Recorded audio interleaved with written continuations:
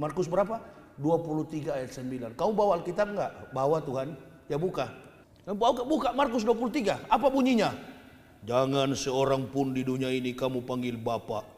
Hanya satu Bapamu, yaitu Dia yang di surga.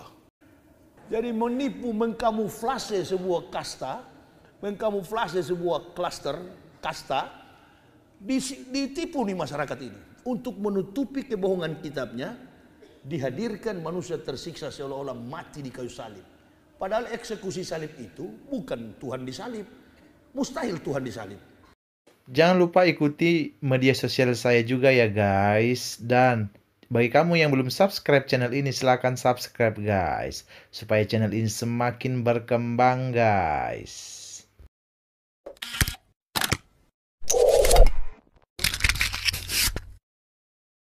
Halo guys, kali ini saya ingin membahas tentang Ustadz Yahya Walloni. Ada 2 poin penting yang perlu saya sanggah dan luruskan atas apa yang sedang ia sampaikan saat ia ceramah. Yang pertama, benarkah ada Markus 23 ayat 9? Dan yang kedua, benarkah Barsabas yang disalib bukan Yesus? Sebelumnya, mari kita lihat cuplikan videonya bersama-sama. Tuhan jawab, jangan. Kamu itu kan kafir. Di mana Tuhan?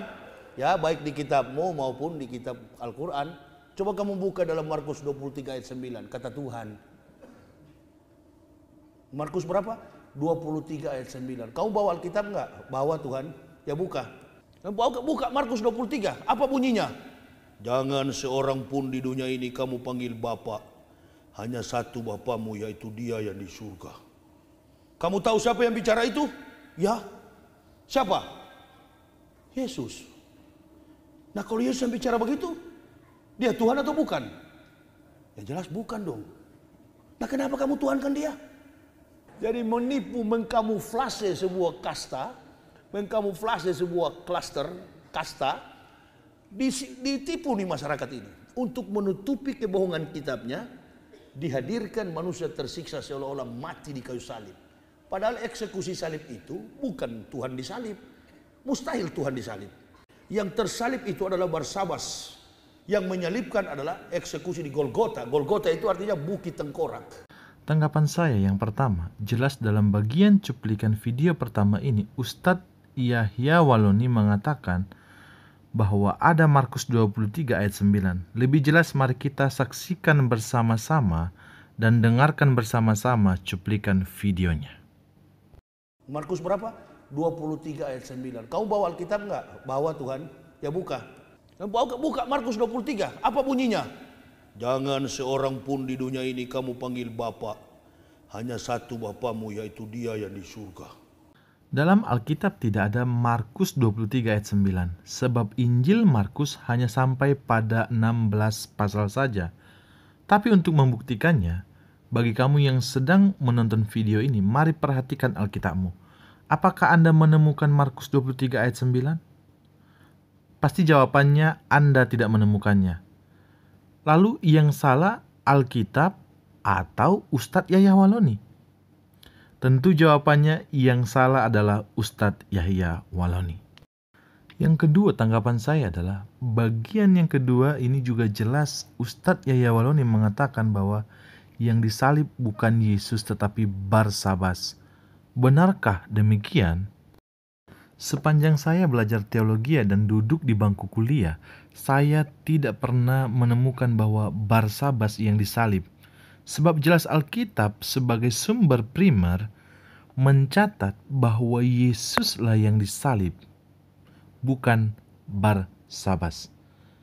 Mari kita lihat buktinya di dalam Alkitab itu sendiri. Lukas 23 ayat 33 berkata, ketika mereka sampai di tempat yang bernama Tengkorak, mereka menyelipkan Yesus di situ, dan juga kedua orang penjahat itu, yang seorang sebelah kanannya dan seorang lain di sebelah kirinya. Ini bukti jelas sumber dari Alkitab itu sendiri, bahwa benar-benar Yesus disalib dan Alkitab mencatatnya. Sebenarnya serangan terhadap siapa yang disalib ini mau menyerang iman kekristenan dan dengan maksud untuk meruntuhkan dasar iman kekristenan itu sendiri. Namun sayang seribu sayang bahwa ternyata tuduhan itu tidak terbukti adanya. Sebab memang jelas Alkitab mencatat bahwa Yesus yang disalib. Maka dari bagian ini kita bisa melihat kedangkalan berpikir atau teologia dari Ustadz Yahya Wallon itu sendiri. Himbauan saya bagi kamu orang percaya, baca Alkitabmu dan pelajari, bahkan kerjakan firman Tuhan yang engkau baca supaya apa? Tidak gampang disesatkan. Tuhan Yesus memberkati kita semua. Shalom.